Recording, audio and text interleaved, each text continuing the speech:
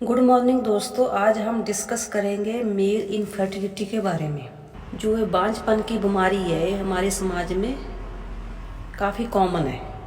कम से कम में 15% कपल्स में पाई जाती है। अगर आपके सामने 6 लोग खड़े हुए हैं उसमें एक आदमी और ऐसा होगा जिसको बांझपन की बीमारी होगी और दोनों इक्वली रिस्पॉन्सिबल होती है।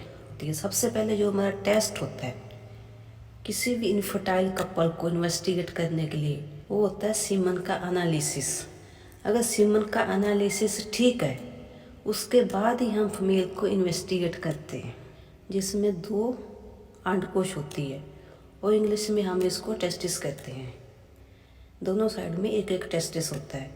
इन दोनों टेस्टिस के अंदर शुक्राणु बनते हैं और जो शुक्राणु बनने के बाद एक नली है जिसको हम वास डिफरेंस कहते हैं। दोनों टेस्टिस से एक एक नली निकलती है और शुक्राणु नली के माध्यम से बाहर आते हैं। ये जैसे नली टेस्टिस से निकलती है पेट के अंदर चली जाती है। पेट के अंदर जाके दोनों साइड की नली जो हमारी पेशाब वाली नली होती है उसके साथ मिल जाती है। वो तीनों मिलके एक कॉमन नली बनती है जिसको हम आगे यूरेथ्रा कहते हैं। वो यूरेथ्रा पेनिस के थ्रू बाहर ओपन हो जाता है, क्योंकि शुक्राणु के उत्पादन के लिए हार्मोनल बैलेंस होना बहुत ज़रूरी है। हार्मोन का होना बहुत ज़रूरी है। तो जो हमारा ब्रेन है इसके अंदर 2 ग्रंथि है। एक को हम हाइपोथैलेमस कहते हैं और दूसरे को पिट्यूटरी कहते हैं। हाइपोथैलेमस से एक हार्मोन निकलता है जिसको GnRH कहते हैं। ये हार्मोन खून के माध्यम से पिट्यूटरी तक पहुंच जाता है। पिट्यूटरी आगे 2 हार्मोन निकालती है और पिट्यूटरी 2 हार्मोन तभी निकालेगी अगर उनको GnRH मिलेगा। एक का नाम है FSH और दूसरे का नाम है LH। ये दोनों हार्मोन पिट्यूटरी से खून में चले जाते हैं। फिर ये खून इन दोनों हार्मोन को लेकर जो अंडकोश है वहाँ पहुँच जाता है। अंडकोश को आगे काम करने के लिए इस दोनों हार्मोन का होना बहुत ज़रूरी है। अंडकोश के आगे 2 काम है। एक तो अंडकोश का काम है शुक्राणु बनाना और दूसरा अंडकोश का काम है एक हार्मोन निकालना जिसका नाम है टेस्टोस्टेरोन। क्योंकि जहाँ ड्राइवर बैठता है उसके आसपास ही इंजन होता है। तो इंजन चलता है तो हीट प्रोड्यूस होती है, हीट प्रोड्यूस होती है तो तापमान बढ़ता है। फिर दूसरा है वेल्डर्स। वेल्डिंग की किरणों से भी तापमान बढ़ता है। वो फिर आता है hot tub bath. Hot water से क्या होता है टेम्परेचर बढ़ जाता है अंडकोश का। टेम्परेचर बढ़ने से शुक्राणु पैदा नहीं होते हैं। कुक है एडिक्शंस, नशे की आदतें। इसमें आता है बहुत ज़्यादा शराब का पीना, या बहुत ज़्यादा स्मोकिंग करना, जहाँ कोकेन लेना, मरीजुआना लेना। इन सब नशों से क्या होता है जो आपके शुक्राणु का उत्पादन है कम हो जाता है। आता है मेडिसिन्स। बहुत सारी मेडिसिन्स है जिसकी वजह से शुक्राणु का उत्पादन कम हो जाता है। एंटी एपिलेप्टिक ड्रग्स, ये वो ड्रग्स होती है जो हम मिर्गी का दौरा कंट्रोल करने के लिए पेशेंट को देते हैं और इस मेडिसिन को लंबे टाइम के लिए लेना पड़ता है। इसमें आता है कार्बामेजेपिन, वेलोप्रोइक एसिड, फेनिटोइंस।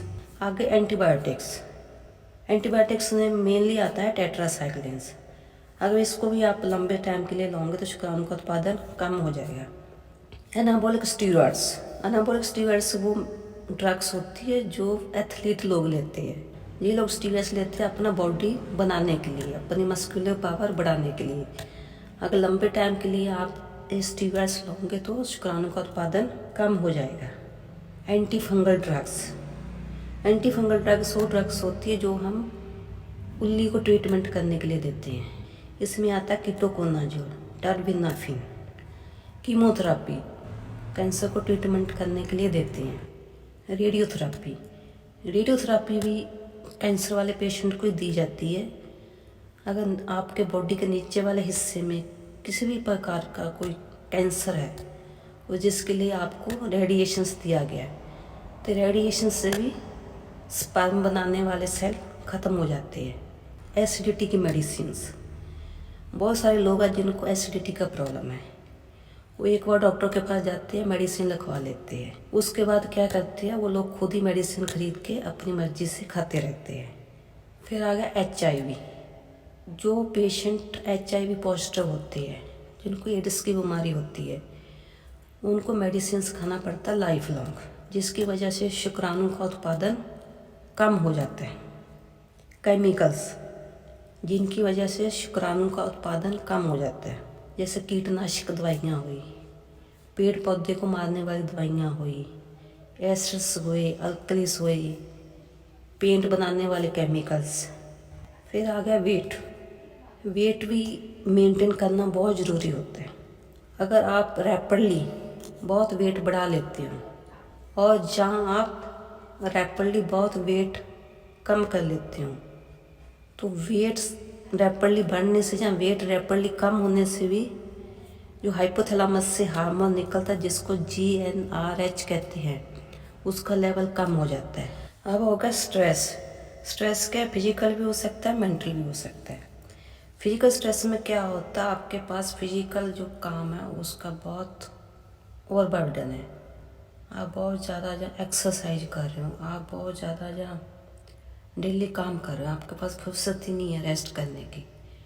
अगर बहुत ज़्यादा आप फिजिकल एक्टिविटी कर रहे हो, तो इससे भी क्या होता है, आपकी जो हाइपोथैलेमस होता है उससे GnRH का प्रोडक्शन कम हो जाता है।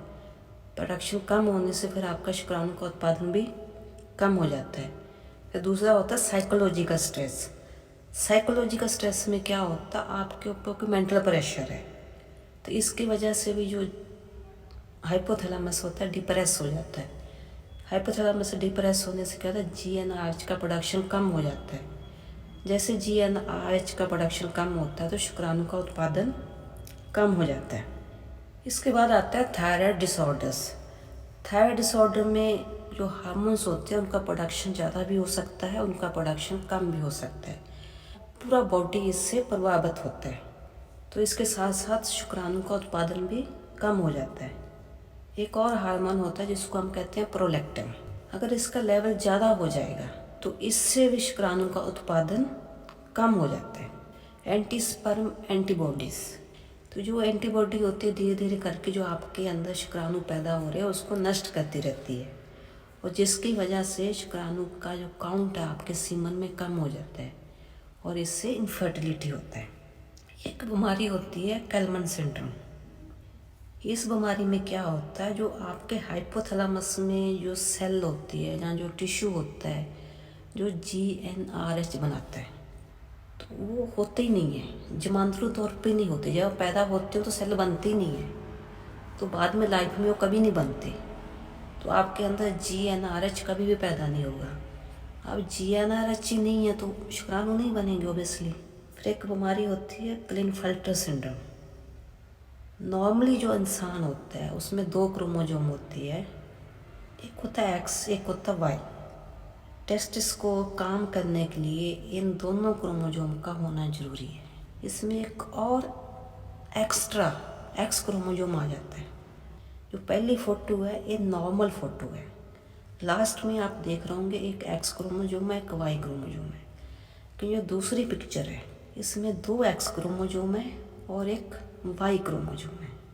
ये मटेरियल ज़्यादा होने की वजह से टेस्टिस काम नहीं करेगा, तो आपका टेस्टिस शुक्राणु नहीं बनाएगा, वो कभी नहीं बनाएगा। मम्स को हम हिंदी में कंठमाला भी कहती हैं या कान पीड़ा भी कह देते हैं, अलग अलग स्टेट में अलग अलग कहते हैं इसको।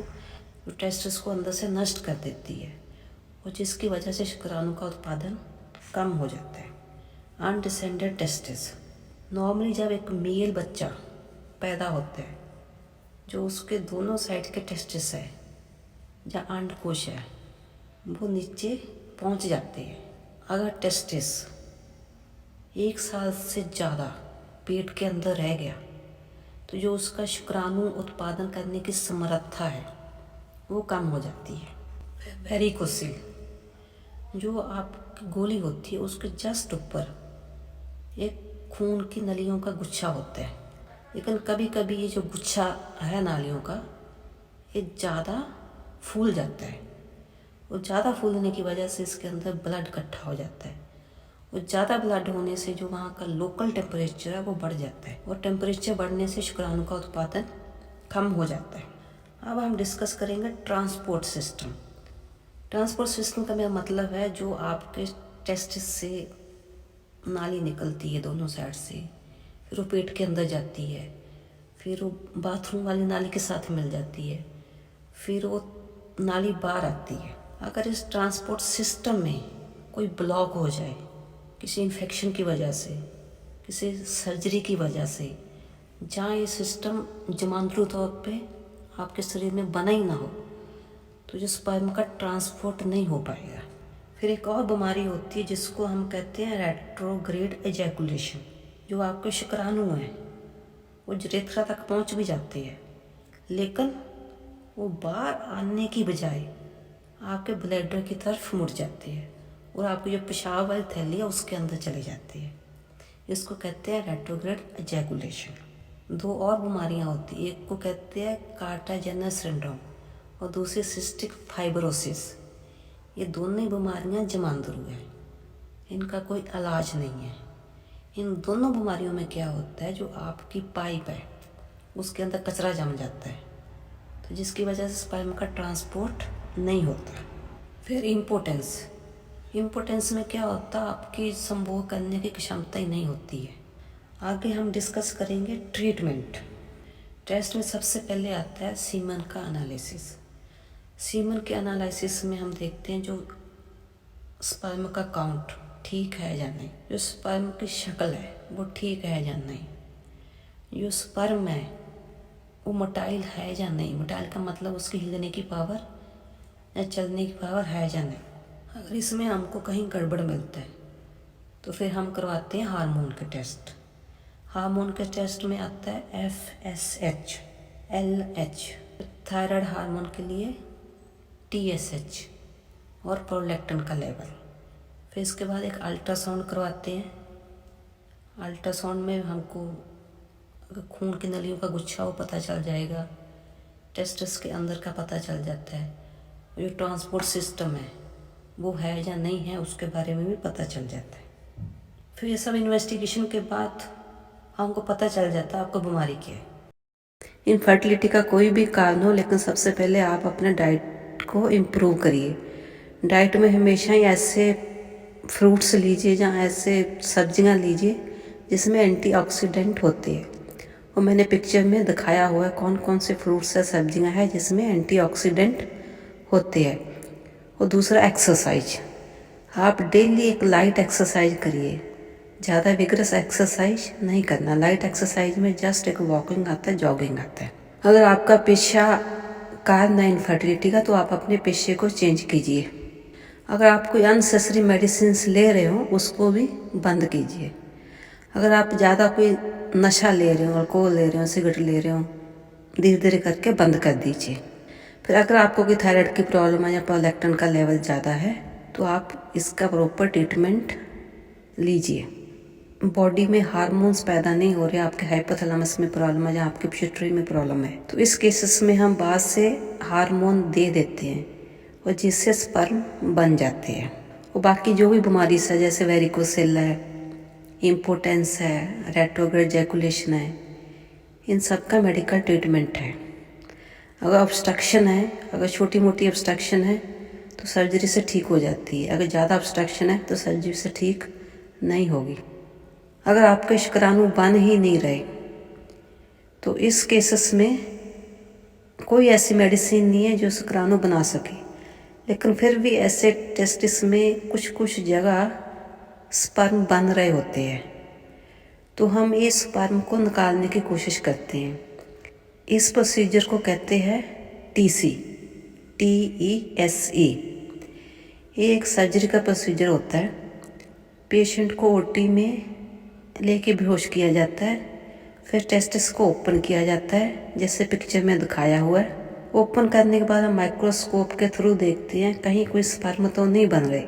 जहाँ जहाँ हमको लगता है स्पर्म बन रहे हैं तो हम उस एरिया को ले लेते हैं। फिर उस टिश्यू को हम बड़ी माइक्रोस्कोप के नीचे देखते हैं। अगर हमको उसमें कुछ स्पर्म दिख जाता है तो उसको हम स्टोर कर लेते हैं फ्यूचर फर्टिलिटी के लिए। और अगर आपका टेस्टिस ठीक है, उसके अंदर स्पर्म बन रहे हैं लेकिन ट्रांसपोर्ट सिस्टम ब्लॉक है, इस केसेस में भी हम टेस्टिस से उससे स्पर्म ले लेते हैं। ये भी एक छोटा सा सर्जरी का प्रोसीजर है और इसमें तो सिर्फ 10-20 मिनट ही लगते हैं और इसमें बेहोश करने की ज़रूरत नहीं होती। सिर्फ वहाँ थोड़ा सा लोकल एनेस्थीसिया दे के हम सिरिंज और नीडल से स्पर्म को टेस्टिस से खींच लेते हैं और इन स्पर्म को भी हम स्टोर कर लेते हैं फॉर फ्यूचर फर्टिलिटी। फिर जब आगे प्लान होता है कंसीव करने का तो हम मदर से एग ले लेते हैं और फादर का स्पर्म लेके दोनों को माइक्रोस्कोप के नीचे एक दूसरे के साथ मिलाया जाता है जैसे पिक्चर में दिखाया हुआ है। इस प्रोसीजर को IVF प्लस ICSI बोलते हैं। और फिर जैसे इन दोनों के मिलने से छोटा सा बच्चा बन जाता है, माँ के पेट में डाल दिया जाता है। अगर आपके टेस्टिस में कोई स्पर्म नहीं मिलता तब आपको डोनर स्पर्म की ऑप्शन दिया जाएगा। मुझे पूरी उम्मीद है इस वीडियो से आपका ज़रूर फ़ायदा होगा। नमस्कार, जय हिंद दोस्तों।